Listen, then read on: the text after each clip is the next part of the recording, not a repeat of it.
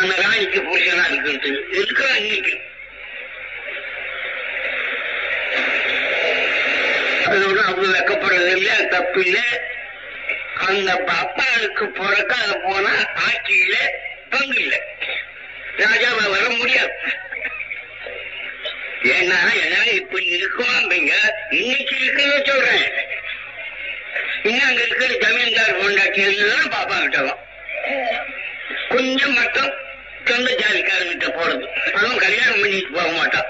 வாண்ணவா பொண்ணா போ, அந்த மாதிரிதான் இருக்கும் நடக்குது.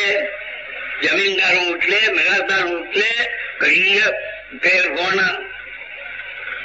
நாயன்மாருடைய பெரும் குடும்பத்தில இன்னைக்கு இருக்கு. இன்னைக்கு அதனால நமக்கு அதுக்கு வெகு தூரம் இல்லையே,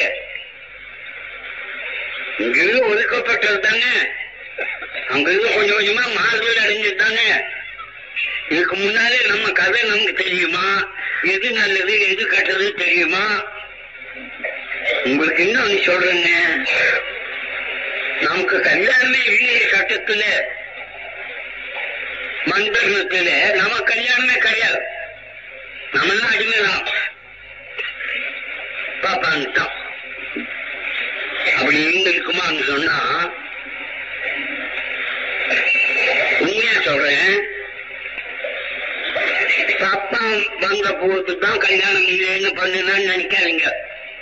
நான் கேட்க இங்க யாராவது புலவன் இருந்தா, நம்ம நாட்டுக்கு பாப்பா வர்றதுக்கு முன்னாடி நமக்கு கல்யாணம் இருந்ததா, நமக்கு பொண்டாட்டி இருந்தாங்களா?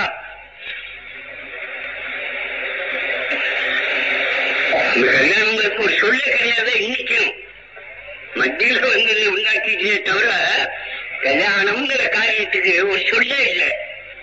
கல்யாணம்னா அதுக்கு சேர்ந்தது இல்ல. புருஷன் முன்னாடி உட்கார வை, தாய் கட்டி நடந்து வைக்கிறாங்க, அதுக்கு உண்டான பேர் இல்லை அந்த கல்யாணம்ங்கிறது. கல்யாணம்னா ஒரு நல்ல பேர், ஒரு சுபமான பேர். நிதானம்னாலும் அதே மாதிரிதான், மேல கீழேன்னு அர்த்தம். அப்படின்னு என்னமோ கல்யாணத்துக்கு பேரே இல்லை. தமிழனுக்கு அந்த கை தான் இருந்தது. ஆனா தமிழ் குடும்பத்தோட வாழ்க்கையான்னா ஆதாரங்களிலே காதலோட வாழ்ந்திருக்காங்க. அவசரிகளா விவசாயிகளா தாசிகளா இல்ல, ஏதோ குறிப்பிட்ட ஒரு அன்பு காதல் அதோட வாழ்ந்திருக்காங்க. புருஷன் பொண்டாட்டியா வாழ்ந்தாங்கிறதுக்கு ஆதாரம் இல்லை, அது சாதாரணம். இவங்களுக்கு அப்புறம் திருப்பிட்டோம், கல்யாணமே கிடையாது, அவங்களுக்கு கிடையாது. இன்னைக்கு கூட அப்படிப்பட்ட ஜாதி நம்ம நாட்டில் இருக்கு. இன்னைக்கும் அந்த மாதிரி ஜாதி நம்ம நாட்டில் இருக்குது. எங்க நாட்டில் உண்டு, காங்கிய நாட்டில். காங்கிய நாட்டில் தொண்டர்னு ஒரு ஜாதி, அந்த ஜாதி ஆம்பளை வேலைக்காரன், பொம்பளை மற்றவங்களுக்கு பயன்படுவோம், கல்யாணம் கிடையாது. இன்னைக்கும் இந்த பழைய கோட்டை அது வந்து காங்கியம் அங்க இருக்க நாலாச்சரியா இப்ப குறைஞ்சி வந்துட்டு கல்யாணம் அவனுக்கு பிரமாதமா இல்லை. அப்போ ஒரு காதல் அன்பு அப்படின்றது பாப்பா வந்ததுக்கு அப்புறம் தான் கல்யாணம் ஆச்சு. அதை பார்த்து நம்மள அவன் செய்துக்கிட்டான்னு ஆச்சு.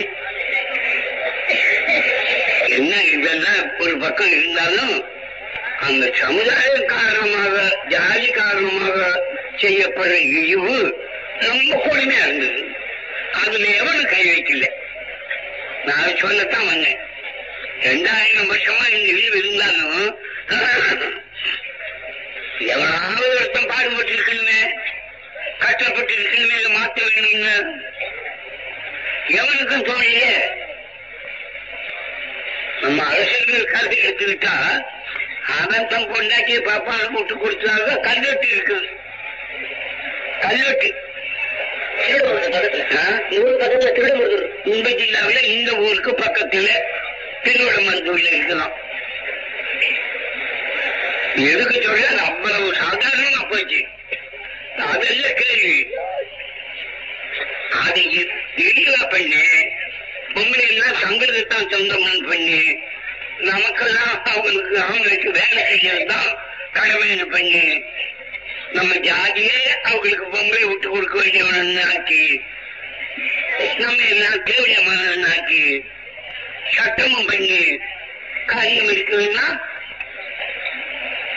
அரசுக்காக வேண்டி இப்ப செத்து போக வேண்டியதில்லை, அதுக்காக நாக்க பிடிக்க வேண்டியதில்லை. ஆனால் இன்றைக்கு நமக்கு தோன்றுகிற உணர்ச்சிப்படி எப்படி இருக்க வேணும், எது தப்பு, இன்றைக்கு எது மானக்கேடு, இந்த உணர்ச்சி நமக்கு வேணும்னு அதைத்தான் இப்ப நாங்க சொல்றோம். அந்த காலத்துல இருந்ததுன்னா எல்லாம் வச்சுக்க வேணும்னு அர்த்தம் இல்லை. அந்த காலத்துல என்னென்னமா நடந்திருக்குது.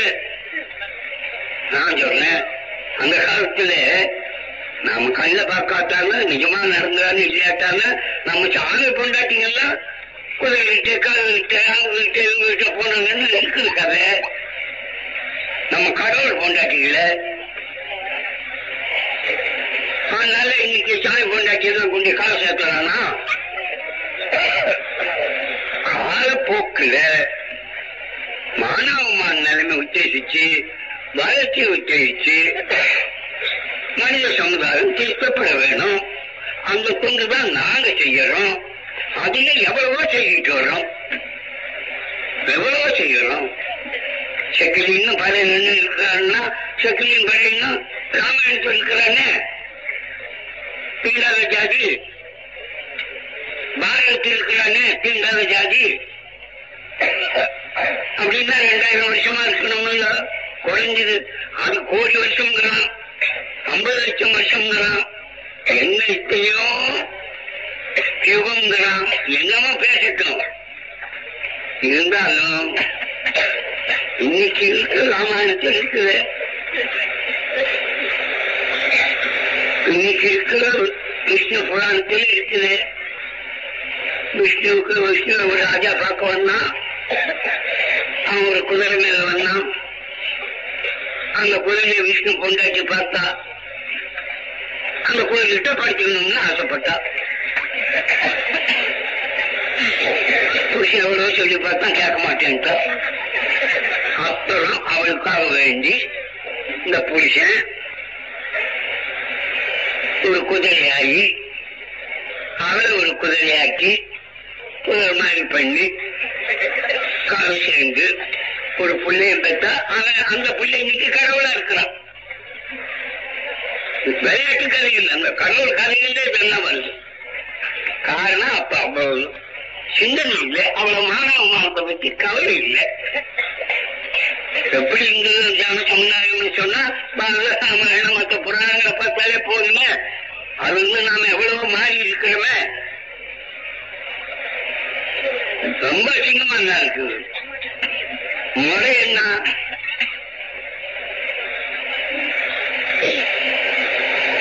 அப்பனுக்கு கொண்டாட்டி மகதான் நம்ம வழக்கமா ஆரியம் வழக்கமா அப்படின்னு கேட்பீங்க. பிடிச்சால சொல்ற ஆரியனுடைய கதைகள் இல்லை, ஆரியனுடைய கடவுள்கள் இல்லை, மொழி இல்லை. அந்த பிரம்மாங்கிற ஒரு கடவுள் பெரிய கடவுள், அதுதான் 2 கடவுளையும் உண்டாக்குங்க. அப்படித்தான் எழுதுறோம். அப்புறம் அவங்க உண்டாக்கிச்சு இதை உண்டாக்கிச்சுன்னு என்னென்ன அசிங்கம் பண்ணோம். அந்த பிரம்மாவுக்கு பொண்டாட்டி யாரு? அவனோட மகள் சரஸ்வதி, அவதான் பொண்டாட்டி. தெரியாம இருந்தாங்கன்னு சொல்றதுக்கு இல்லை. அந்த சரஸ்வதி கதையை பார்த்தா இந்த பொம்பளை அவன் உண்டாக்கி போட்டு பார்த்தா அழகா இருந்தா போய் காட்சி பிடிச்சான். அவ என்னன்னா அப்ப நான் தெரியும் என்ன காட்சி பிடிக்கிறியா என்ன, அதெல்லாம் கிடையாது. நான் ஓடுனான், இவன் ஓடுனான். சிவன் பெருமா கூப்பிட்டேன், என்னடா மகன் கிட்ட போய் கல்யாணம் பண்ணேன். உனக்கு தெரியாத ஆசை வந்தா அம்மா என்ன மகன் என்ன